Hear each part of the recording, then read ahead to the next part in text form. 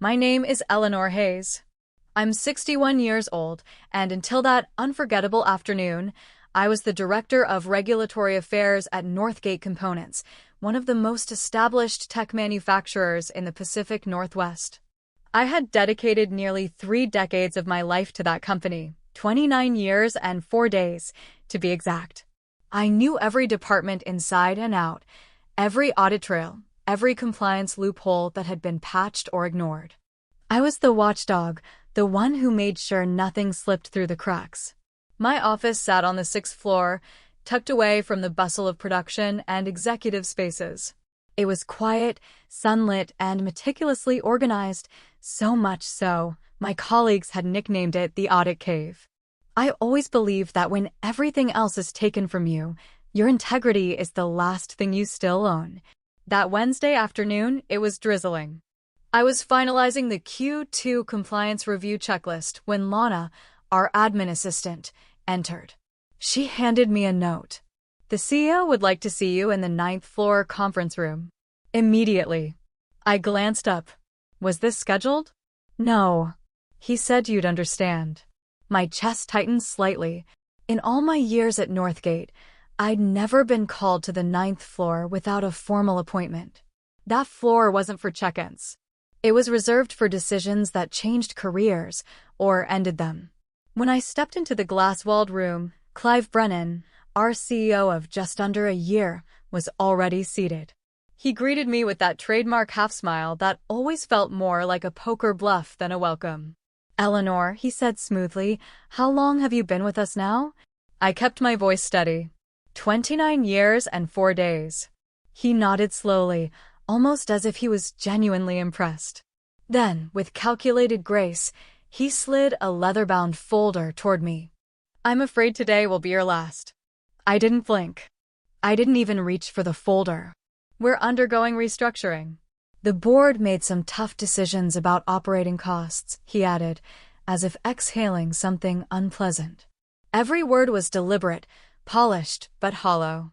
3 days from that moment, all my retirement benefits would fully vest. 3 days. I met his eyes and asked calmly, "So this is final?"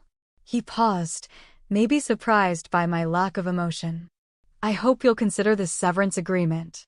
It's generous, given the circumstances." I didn't touch the folder. "Thank you for informing me." He blinked. Perhaps he expected tears. Pleading. Panic. But I had spent decades reading the fine print, catching lies dressed in numbers. And I knew then, this wasn't about budgets. It was a surgical strike, time to deny me everything I had earned. As I rode the elevator back down, my thoughts weren't chaotic. They were razor-sharp. I had always prepared for downsizing, for corporate shifts. But not for betrayal. I stepped back into my office. The planner was still open, my half-finished coffee slightly warm, the report I'd been reviewing resting under a paperweight. And there it was. The same folder, already placed on my desk. Internal Severance Agreement. I opened it, flipped through.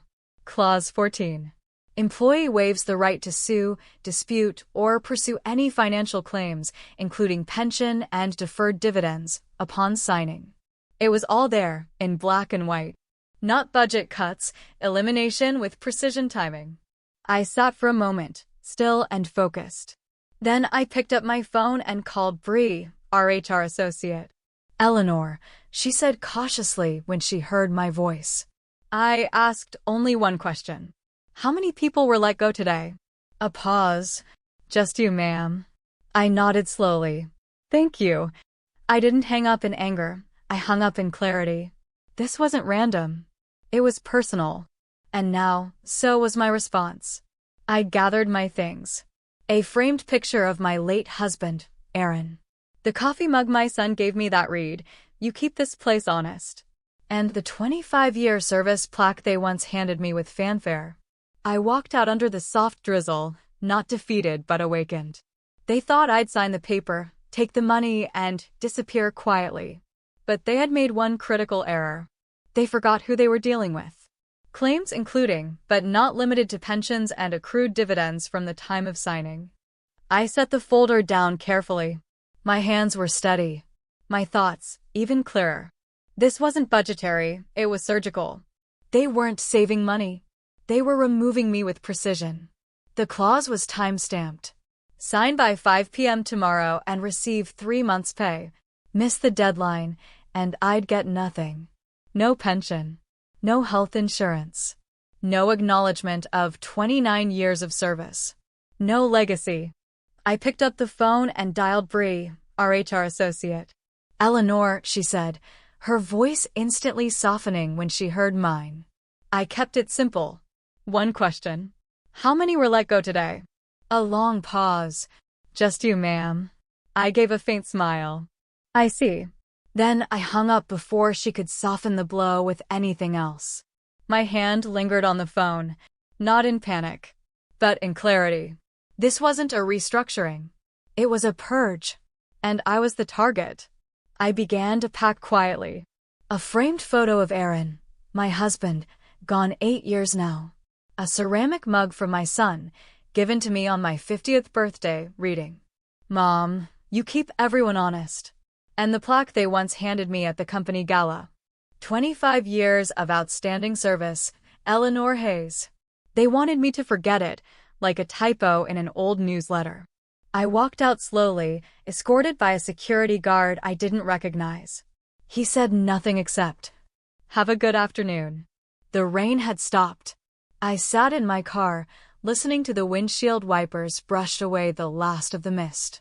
Oddly, I didn't feel shaken. I felt awake, like someone jolted out of a long, polite sleep.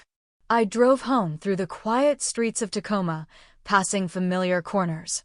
The bookstore Aaron and I used to browse on Saturdays. The cafe where my book club still meets every second Thursday.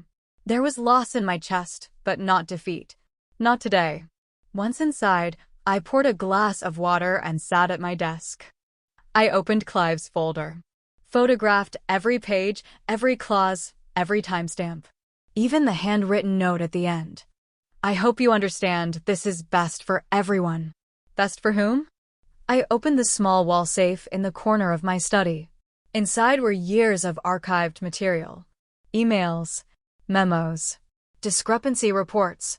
I'd kept them not out of paranoia, but instinct. Something had shifted when Clive took over. Tiny red flags. Missing certification logs. Revenue reports with last-minute edits. 2 weeks ago, I saw it clearly.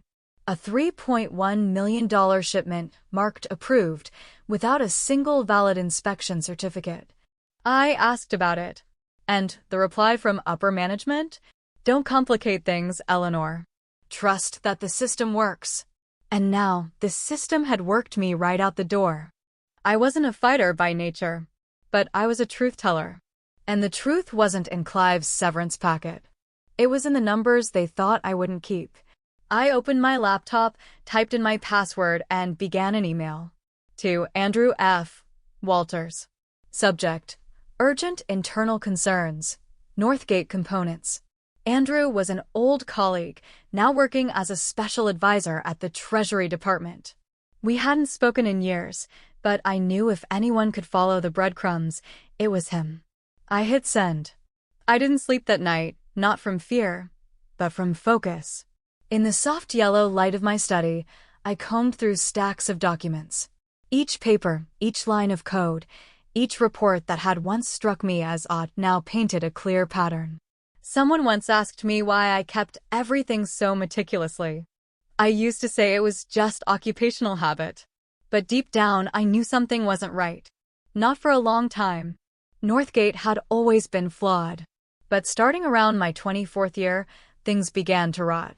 Expense reports with temporary adjustments. Quarterly margins that magically aligned with shareholder meetings. Approval requests that came in just before midnight. None of it felt like coincidence anymore. And now? Now I had the receipts. And those last-minute approval requests sliding in just before midnight, none of it felt coincidental anymore. I opened the safe again, not to recheck documents, but to retrieve something I hadn't touched in years, a weathered leather notebook, a 20th anniversary gift from Aaron. Inside, tucked between the back pages, was a slightly faded business card. Jonathan Miles, Senior Investigator, SEC, Pacific Northwest Division. We'd worked together nearly 7 years ago on a joint compliance audit involving Northgate and an external supplier. He was blunt, by the book, and unshakably principled. We had butted heads a few times, but I'd always respected him. He never cut corners, no matter how pretty the packaging. I pulled out my phone and scrolled through my old contacts until I saw his name listed as Miles, SEC. I wasn't sure the number still worked, but I hit call anyway. After 3 rings, a deep, slightly groggy voice answered. "Hello, Jonathan, it's me, Eleanor Hayes." A pause, then a soft chuckle. "I figured I'd never hear your voice again. You still at Northgate?" "No. I need to talk to you. It's serious. Something's happening, something I have proof of."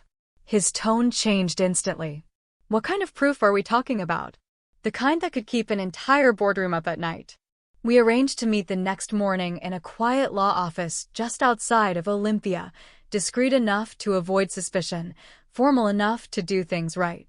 That morning, I wore the light gray suit I used to save for board meetings. I carried with me 3 binders, organized by year, plus an encrypted USB drive with backups. Jonathan was already there. He looked older, with a touch of gray at his temples and a leaner frame, but his sharp eyes hadn't changed a bit. As I placed the binders on the table, he looked at me for a moment before speaking. "Are you sure you want to go through with this, Eleanor?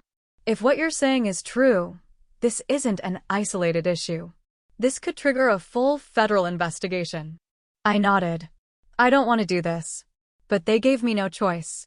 For the next 2 hours, I laid everything out. Emails, reports, audit trails. There were requests to reframe data for media releases, backdated certifications, vague representation expenses with no recorded destinations, and what appeared to be pressure on lower-level employees to alter compliance findings. When I finished, Jonathan leaned back slowly, his eyes never leaving the pile in front of him. "They terminated you before your retirement kicked in, didn't they?" 3 days before, I said flatly. He shook his head. "That's the dumbest move they've ever made. And it might just be the thing that collapses their entire system." I didn't speak, but inside, I knew this was the point of no return. Jonathan stood, pulled out his laptop, and said, "I'm sending this directly to the Office of Special Investigations in D.C. I'll loop in internal counsel. I need you to stay available, and Eleanor, don't sign anything, no matter how polite they sound when they call." "I won't," I told him. "I spent nearly 30 years doing everything by the book. I won't let them erase it all with a cleverly worded trap." As I stepped outside, the sun was finally breaking through the clouds. A soft breeze lifted my hair, and for the first time in days, I felt something close to peace. Not because it was over, far from it, but because I had finally acted. This time, the truth wouldn't be tucked quietly into a drawer. It was going to speak. Loudly. That following Monday, I walked into the federal building in downtown Seattle, where Jonathan had set up a formal session with the SEC's regional investigative team. I brought with me 3 large boxes and the hard drive, containing over 1,000 pages of evidence, all time-stamped, cross-referenced, and color-coded by severity. As I stepped into the glass-walled conference room, I knew there was no turning back. And finally, I didn't want to. Everything cataloged by timeline and severity, every note, every email, every signed report preserved. I'd had a gut feeling this day would come. I just never expected it to feel so quiet. The investigative team waited inside a glass-walled conference room at the Seattle Federal Building, the bright white lights bouncing off dry erase boards covered in charts and data points. Jonathan was there, seated at one end. Flanking him were 2 others. Lisa Moreno, lead counsel for internal investigations, sharp suit, sharper eyes, and Brent Hutchkins, a financial data analyst whose expression made it seem like every spreadsheet he reviewed was a crime scene. After a brief handshake, Lisa got straight to it. "Let me be clear," she said. her tone cool but professional. From this moment on, everything you share becomes part of a formal federal investigation. It cannot be withdrawn. Are you absolutely sure you want to proceed, Eleanor? I nodded without hesitation. I've already lost everything. They didn't give me any other choice. Jonathan opened the first box and began flipping through the documents with the precision of a surgeon. Brent connected the USB drive to his laptop and started reviewing files. Falsified revenue reports, executive emails urging inflated margins, personal logs of off-the-books meetings. Within half an hour, the room went silent, only the sound of flipping pages, clicking keys, and the occasional sigh. Brent looked up first and locked eyes with me. Do you realize what you've brought us? All I know, I said calmly, is those numbers aren't honest. And I can't keep pretending not to see it. Lisa nodded slowly. Northgate inflated its revenue by at least 18% over the past 2 fiscal years, she said. Your files align with internal tax filings we've been quietly concerned about. But what stands out most is what you flagged before Clive Brennan took over. I slid another binder across the table. The misconduct didn't start with Clive. He just amplified it. But the cracks began under the previous CEO, Gordon Rains. Jonathan leaned forward. Rains? He left quietly, no scandal, no noise. But I've heard whispers. Then it's time to revisit everything, I replied. I pulled up an old email thread, correspondence between Rains and the former head of finance, casually discussing a modest tweak to Q3 reporting to maintain shareholder confidence. Brent stared at the screen. This isn't a lapse in judgment. This is a systematic financial misrepresentation strategy. Lisa closed the binder slowly. We'll be issuing a formal inquiry to Northgate's executive board. We'll also notify the U.S. Attorney's Office in the region. She paused and looked me straight in the eye. Eleanor, from this point forward, you'll need legal counsel. And under no circumstances should you contact anyone at Northgate directly. All communication goes through us. I nodded. Understood. I'm not going back there. Jonathan stood and placed a reassuring hand on my shoulder. You did the right thing, he said softly. I know it's not easy, but you're not alone anymore. As I stepped out of the building, the April sunlight warmed the granite steps beneath my feet. People rushed past, busy with their lives, unaware that a 61-year-old woman had just launched one of the largest financial investigations in Washington State's tech sector. I didn't know what would come next, but I knew one thing for sure. The silence was over. 3 days later, my phone began ringing nonstop. Unknown numbers. No voicemails. Early morning to late afternoon. I didn't answer. I didn't need to. I already knew where those calls were coming from. Then, around 11 a.m., an email landed in my personal inbox. The subject line: Urgent. Reinstatement offer. I opened it and scanned the first line.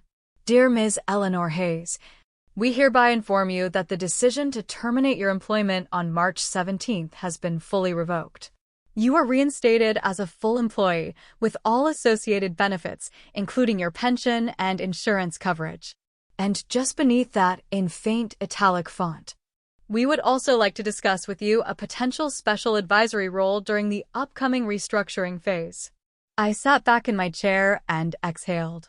It had begun. Advisory role during the upcoming restructuring phase. I sat still for several minutes, not because I was surprised, but because of how transparently desperate their email was.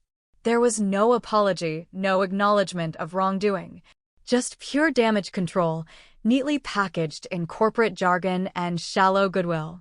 I picked up the phone and called Donna Reynolds, my attorney.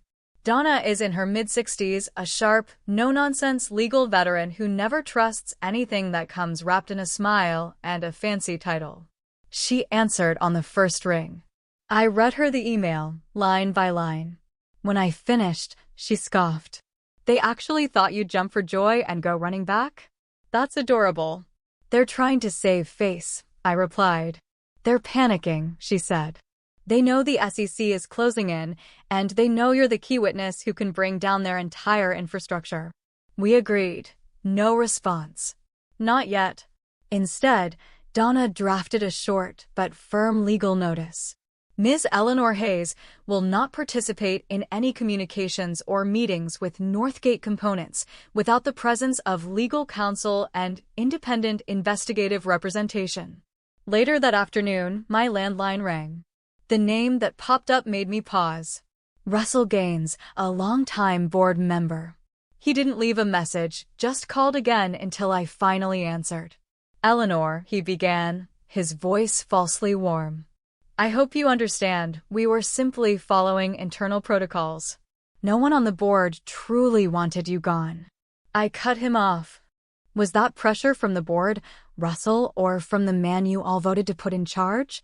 There was silence on the other end. "We'd like to speak in person," he continued, "to discuss a mutually beneficial resolution." I took a breath, then responded firmly. "I'll meet, but not at your offices. And I'm not coming alone." 2 days later, we met at a neutral law firm in downtown Seattle. I arrived with Donna and a representative from the SEC, just as we'd stipulated. On their side were Russell, Northgate's head of legal, and, unsurprisingly, Clive Brennan. The man who had cost me nearly 3 decades of work now sat across the table from me. His perfectly combed hair couldn't hide the fatigue in his face. The media backlash, employee unrest, and now a federal investigation were taking a visible toll. Russell opened the meeting. "We regret how things unfolded, Ms. Hayes," he said. "The board would like to make things right. We're prepared to offer a consulting role, double your previous salary, remote work, full scheduling autonomy." "I'm not here to negotiate employment," I said sharply, cutting him off. "I'm here to make one thing clear. I'm not signing any gag order, I'm not returning in exchange for silence, and I want a full investigation, public if needed." Clive finally looked up, his voice flat. "Eleanor, this doesn't have to go that far. You took away 29 years of my life with a single email," I said calmly. "If you think I'll pretend like it didn't happen just because you're sweating now, you've underestimated me." Donna slid a document across the table. It had been prepared by the SEC. A list of 17 formal requests demanding complete budget approval logs, 5 years of internal financial reports, all communications and meeting notes regarding revenue adjustments. No one on their side touched the paper. Russell tried one more time, his voice balancing between arrogance and desperation. "You're not willing to work with the board to resolve this internally?" "I tried that. For 4 years," I replied. "When I needed the board, you all vanished. Now it's time the truth speaks for itself." I stood, gathered my bag, and walked out without looking back. I didn't want revenge. I wanted accountability. And the wheels were turning faster now. 3 days after that meeting, I sat quietly in my home office and unlocked my personal safe. Inside was one more file I hadn't handed over. Not because I forgot, because I was waiting for the perfect moment. And now, that moment had arrived. With Northgate showing clear signs of panic, the moment had arrived. I pulled the file from the back of the safe, its red label handwritten in black ink. Internal correspondence, Q3 and Q4, Raines era. Inside were printed emails between Gordon Raines, the former CEO of Northgate, and 3 board members from that time, Russell Gaines, Lynn Rowe, and Carlton Daniels. The contents didn't just imply knowledge of shady practices, they showed these leaders were directly instructing the finance department to legitimize fictitious revenue. One attached memo from the former head accountant made my stomach turn. It proposed reallocating unrealized profits into the current quarter's books to protect investor confidence. I forwarded the entire file to Jonathan and Lisa, along with a short message. "I think it's time we complete the full picture." Jonathan called me less than 10 minutes later. "Eleanor, this isn't just more fuel to the fire," he said, his voice low and steady. "This is the match." "And I think," I replied calmly, "it's time we light it." That night, I didn't turn on the TV. I didn't need to. By 9 p.m., over a dozen financial news sites had published the headline. SEC expands probe into Northgate components, board members implicated, investors demand transparency. By morning, the Seattle Business Journal had dedicated the entire front page to the story. The headline read in bold, "Whistleblower at 61, Eleanor Hayes and the Stand for Truth." They didn't label me a victim. They called me the woman who stood up. By noon, 4 top executives at Northgate had submitted their resignations. Russell Gaines, Lynn Rowe, Carlton Daniels, and Doris Meeks, the director of corporate communications, the same person who tried to rebrand the company's unraveling as a period of internal transformation. I heard the news in a call from Donna, her voice laced with satisfaction. "You did what 3 external audit teams couldn't," she said. "You took down a crumbling power structure from the inside." I hesitated, then asked, "What about Clive?" Donna paused, then answered, "Officially terminated this morning. No severance. No golden parachute. No farewell email." I didn't celebrate. Instead, I stepped out onto the back porch and sat in the wooden chair Aaron once built. A soft May breeze brushed against my face, and with it came the scent of something I hadn't felt in a long time. Change. Truth, finally stepping out from the shadows. The media continued to dig. Major investors demanded direct meetings with the SEC. A handful of them even proposed a class action lawsuit over deliberate misrepresentation of financial stability. One of Northgate's longtime banking partners publicly announced it was suspending all cooperation until the investigation reached a conclusion. Northgate, once seen as a quiet pillar of Washington's tech sector, was now a name associated with scandal and corruption. Jonathan texted me that afternoon. "They're trying to save the building." I replied simply, "Then let them clean up the rubble the right way." Because by then, I understood something deeper. This wasn't just about me anymore. It had become a message, a signal to anyone who had been told to stay quiet. Silence doesn't serve justice. It protects power. And I, a 61-year-old woman who was once cast out for doing her job too well, was now living proof that the opposite could also be true. The fight wasn't over. But for the first time in years, I felt certain about one thing. I was no longer alone. 6 months after I left that conference room with the final batch of evidence, I sat in a federal courtroom in downtown Seattle. On the other side of the long navy blue table, the former power players of Northgate entered one by one. Clive Brennan, still in his expensive suit, though his stride had lost its arrogance. His eyes no longer scanned the room, they simply looked tired. Behind him came Carlton Daniels and Lynn Rowe, once smiling board members, now expressionless as they took their seats at the defense table. None of them looked at me. They didn't need to. The weight of the truth was already doing its work.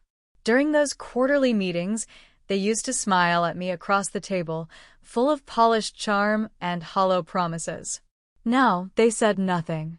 They walked into the courtroom like forgotten pawns at the end of a long, exhausted chess game, heads down, expressions blank.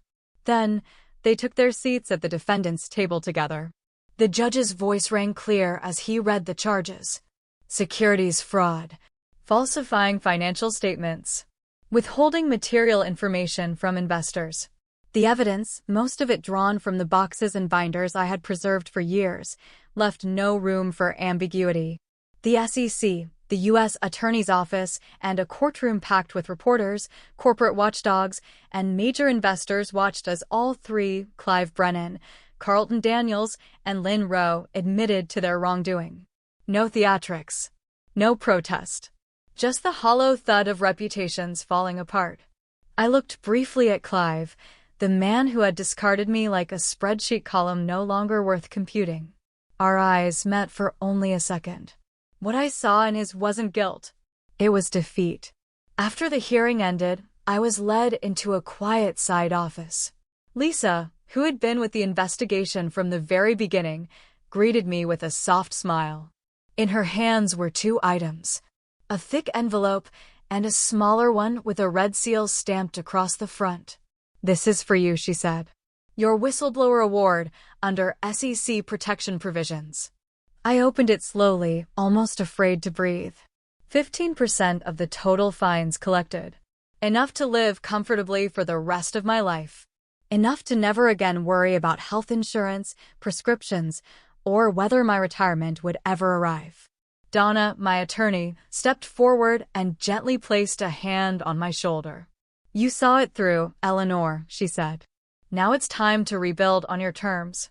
That night, I returned to the lakeside cabin in eastern Washington that I had moved into after everything began to unravel. This cabin had once been a dream Aaron and I shared in the quiet evenings after long workdays. We used to sketch plans for it on napkins and junk mail.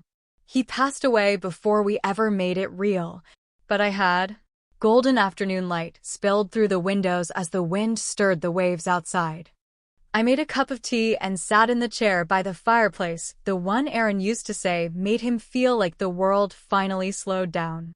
I thought about all the times people told me my attention to detail was too much.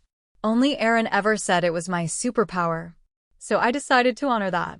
3 months later, the Aaron Hayes Integrity Scholarship Fund was officially launched. Its mission: to support women pursuing careers in ethics, compliance, and corporate oversight, fields often dismissed as unglamorous, but which, in my eyes, form the moral backbone of every company. The launch was held at my alma mater. Small, dignified. As I stood at the podium and looked out at the young women smiling back at me, I felt something I hadn't felt in decades. Belonging. Not in the world I had been pushed out of, but in the world I was now helping to build. Letters started coming in, notes from single mothers, first-generation college students, and even one from a young Latino woman who wrote, "I didn't think people like me could study finance until I read about you." I wasn't just Eleanor Hayes, laid off 3 days before retirement. I was Eleanor Hayes, the woman who refused to be silenced. And that truth would outlive any courtroom, company, or executive suite. On warm afternoons, I sit outside as my granddaughter runs laughing through the tall pine trees, her voice echoing across the water. And I smile quietly, not because I won, but because I didn't let it end with a period. I turned it into a sentence, a statement, a legacy. 1 week after the trial ended, a FedEx envelope arrived at my door. Inside was a 3-page letter, printed on gold-trimmed stationery and signed by Patricia Donovan, interim CEO of Northgate. It was a formal apology and an invitation. "We would like to offer you the role of Strategic Ethics Advisor, with full scheduling flexibility, a private office, and unlimited compensation." I read every word, then folded the letter and placed it in the same drawer where I had kept my first employee badge, issued 29 years ago. Not out of nostalgia, but because I knew that chapter was closed. Because I understood a chapter had ended, and I didn't need to go back to know I had done the right thing. I sent back a short, polite, but firm reply. "I am not seeking titles or compensation. What I needed I have already received, not from the company, but from my conscience. I will not return. I wish you well in rebuilding a kinder Northgate." In the months that followed, I accepted invitations to work with the SEC and several legislative task forces, serving on advisory panels focused on whistleblower protections at both the state and federal level. We discussed expanding legal support, building faster response protocols, and, most importantly, how to prevent the kind of subtle, systemic retaliation I endured. For the first time in my career, I wasn't sitting at the table to defend. I was there to decide. At a policy conference in Washington, D.C., a young woman approached me. She looked nervous but determined, her eyes filled with something between gratitude and fear. "I was thinking of quitting," she said quietly. "I uncovered misconduct at my company. I didn't think anyone would believe me. But then I read about you and I realized maybe speaking up isn't destruction, it's repair. Thank you for not backing down." I smiled gently. I wasn't the first, I told her. "I'm just one of many who finally stopped being afraid. Now it's your turn." And I meant it. The rest of the week, I returned to my lakeside cabin in eastern Washington, a place of stillness, safety, and the life I built after the storm. In the mornings, I brew coffee and sit on the old wooden porch, watching the sunrise stretch its light across the calm surface of the water.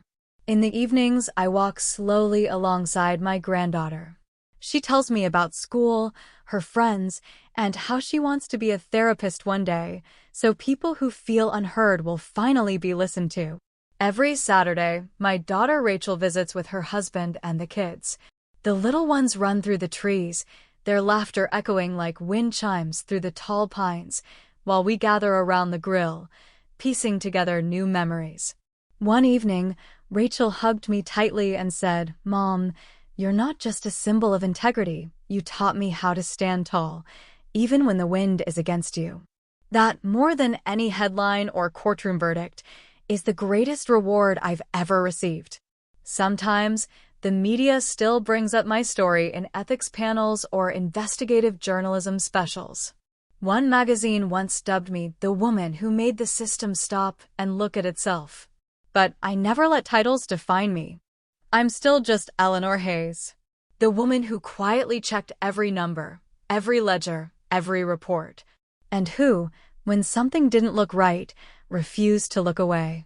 Once, during a national radio interview, the host asked me, "If you could go back, knowing the risk, the pain, the isolation, would you choose to stay silent to stay safe?" I didn't hesitate. I lost my job. I nearly lost my reputation. I spent nights in silence, wondering if I had made a mistake. But if I had to do it again, I would still choose the truth. Because some things like dignity aren't worth trading for any pension. Now, my story isn't just a file in some archive or a footnote in a regulatory report. It's a beacon. For anyone who's ever felt alone inside a broken system. For anyone standing at the edge of truth and fear, unsure whether to speak. I no longer need to prove anything to anyone. I just need to keep living in alignment with who I've always been. And trust that somewhere, someone might hear this gentle reminder. You are not alone. And the truth will always find a way to be heard. My story isn't just about justice. It's proof that even when the truth is buried deep, it still rises. I was once dismissed, labeled a problem. But my resolve and ethics turned me from someone forgotten into a symbol of what's right. And now I live peacefully surrounded by my family, working to build stronger protections for future whistleblowers. So no one will ever have to choose between their career and the truth, the way I once did. If Eleanor's story spoke to you, I'd love to hear your thoughts in the comments below. Have you ever faced a moment where doing the right thing came at a personal cost? Share your experience. It might help someone else find their voice. And if you believe in standing up for truth, even when it's hard, make sure to follow this channel for more powerful and inspiring stories about family, courage, and integrity. Together, we can honor the quiet heroes among us and remind the world that integrity doesn't retire, it rises. If you've made it this far, thank you for listening, for holding space, and for walking this path with me. I didn't tell this story for sympathy. I shared it because I know I'm not the only one who's ever been faced with a choice between silence and truth. Maybe you've been there too, sitting across a desk, knowing that what you're about to say could cost you everything. Or maybe someone you love is at that crossroads right now. If any part of my journey resonated with you, please leave a comment below. I read every single one. Your words remind me that I'm not alone, and I hope mine do the same for you. I want to ask something of you, not just as someone who fought the system, but as someone who believes in the quiet power of community. Support people who speak up, even when it's inconvenient. Be the person in the room who says, "This doesn't feel right." Sometimes that's all it takes to stop a chain of harm. And if you're in a situation where you're scared to act, I won't tell you it's easy. But I will tell you this. The truth might shake your world, but it will never fail you the way silence can. I'm not a celebrity or a headline. I'm just a woman who refused to sign something that felt wrong. And in doing so, I found a purpose far greater than the one I was fired from. If you've ever wondered whether doing the right thing still matters in a world full of shortcuts, let my story be a reminder. It does. You matter. Your voice matters. And when you speak up, even if it trembles, someone out there will hear it and find the courage to stand too.